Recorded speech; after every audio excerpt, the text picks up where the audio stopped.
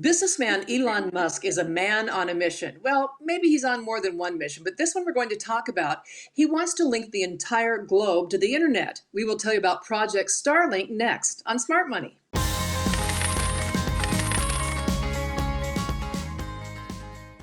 Welcome into Smart Money. I'm Pat Boyle along with our host, Julia Anderson. And Julia, you found a news story right in your own backyard. It's a big rural wooded backyard, but you have neighbors who were telling you that they're part of a test of Starlink. And we bring in an expert, Bill Sickens, our technology architect, to explain to us and everybody else, what is Starlink? What is this all about, Bill?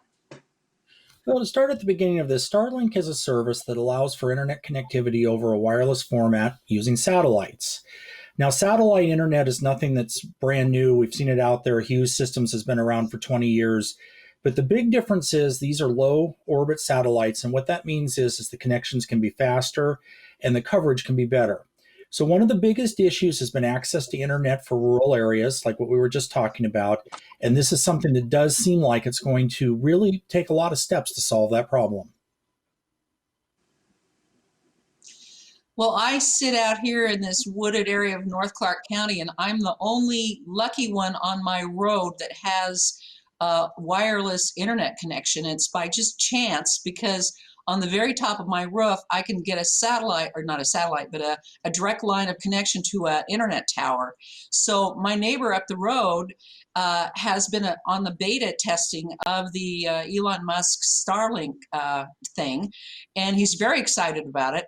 But I'm just wondering, is it going to be as exciting, Bill, as, there's a lot of coverage on this, and they keep shooting more of those satellites up in the air. And so is it going to be as exciting, and when will we really know if it's going to work? I think the capability, the potential for it is absolutely incredible because you're talking about rural areas here in the United States, and that is definitely part of it. But it is the ability to really cover everywhere in the world the way that it's being put together. So the idea of this being something that has the potential to really solve a lot of problems is absolutely the case. Now, like you say, it's in beta right now. There are some people that are using it, but time will tell if it's able to handle a heavy load, that kind of a thing. That will all be upcoming. I'm wondering if you have to pay to play. I mean, what if you're in an underdeveloped country, you don't have money for this? Do you have to subscribe? How will you get access to it?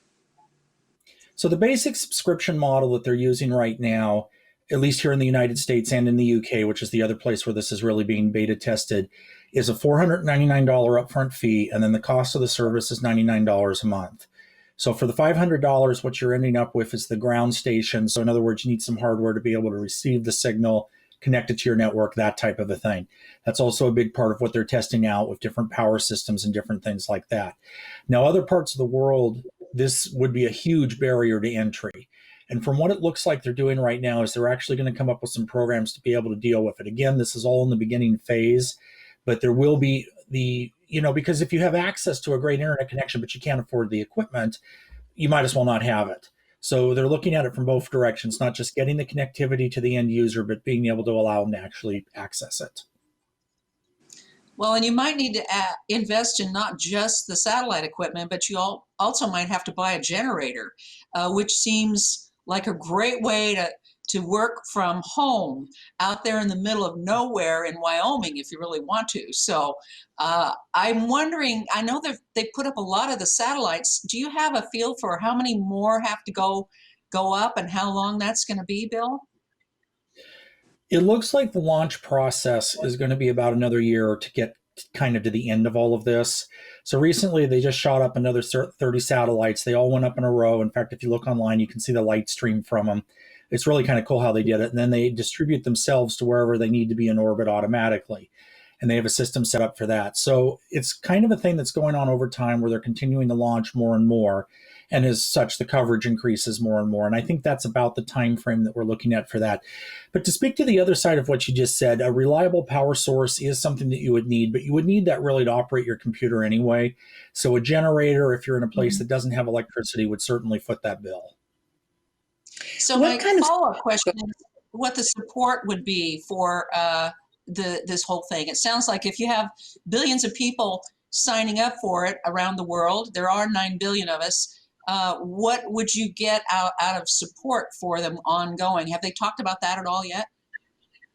What you're talking about is something in the computer world called scalability.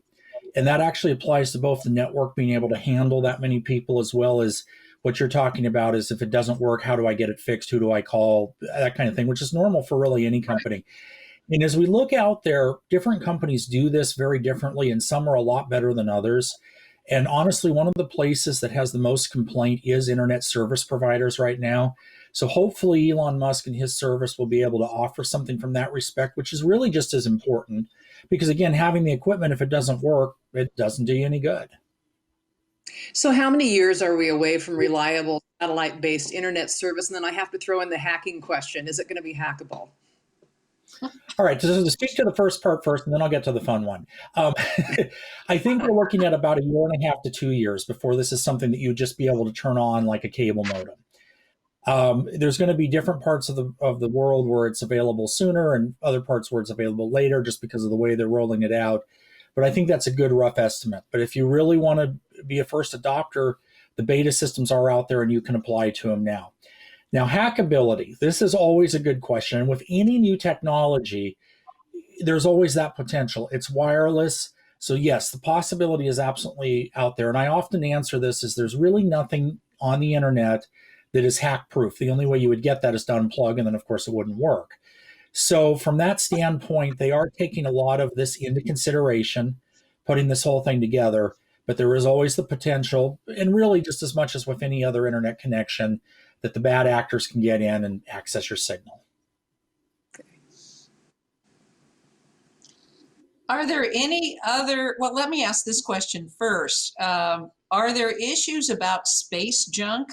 I think I've read somewhere they're already concerned about how many satellites Elon Musk Starlink is putting up. And then we have a lot of other stuff floating around out there. So should we worry about space junk knocking into one of these satellites and taking us off our internet? This is actually a big deal, and this is something that's not new. What you're talking about is something called the Kessler effect. This was actually something, a term that was coined by a scientist called Donald Kessler back in 1978. So this is not a new worry. It's been around for a while. And I had an opportunity to talk to somebody from NASA a while back about this. And we've seen this in sci-fi movies and that type of thing. And the reality of the situation, it is a concern. And what it is the speeds things are moving at in orbit and the amount of junk that's already up there. You could have a situation where a piece from something that's long defunct gets loose, hits something else, which hits something else, which creates this kind of problem. And the more you put up, the more potential there is for that. And along those lines, NASA is putting together a mission to actually go up and try to retrieve space junk. That is something that's in the work. Also, the European Space Agency is launching a telescope to be able to watch for space junk. So this is something that's being taken seriously, and it is definitely something to be concerned about. Back here on planet Earth, is there a way for investors to get in on the ground floor of this at all? They're already making revenue off of this system. It's already out there. So investing in a company like SpaceX or Elon Musk's different things that do different parts of these projects would be a way to do that, but it's something that's not new and it's not just something that's coming out now. There are other companies, one called Iridium Communications, just as an example, and I don't necessarily recommend them. There's just another one out there that's launching a similar service. So there are some opportunities to be able to do that. The best thing is just to check with somebody you trust on investment, take a look what's out there, do the research, and see what there is. And like anything else with new technology, some will be successful and some will not. And it's a matter of really trying to figure out that gamble. That whole tech investment arena is so exciting because you can see your stock price go up really fast, and then you can see it go back down on the first quarterly report where there's a bunch of loss. So good advice, Bill. My last question for you is, I think, a real important one, and that is, are there other forms of wireless internet coming along the line in terms of technology, and what should we be aware of in terms of those options?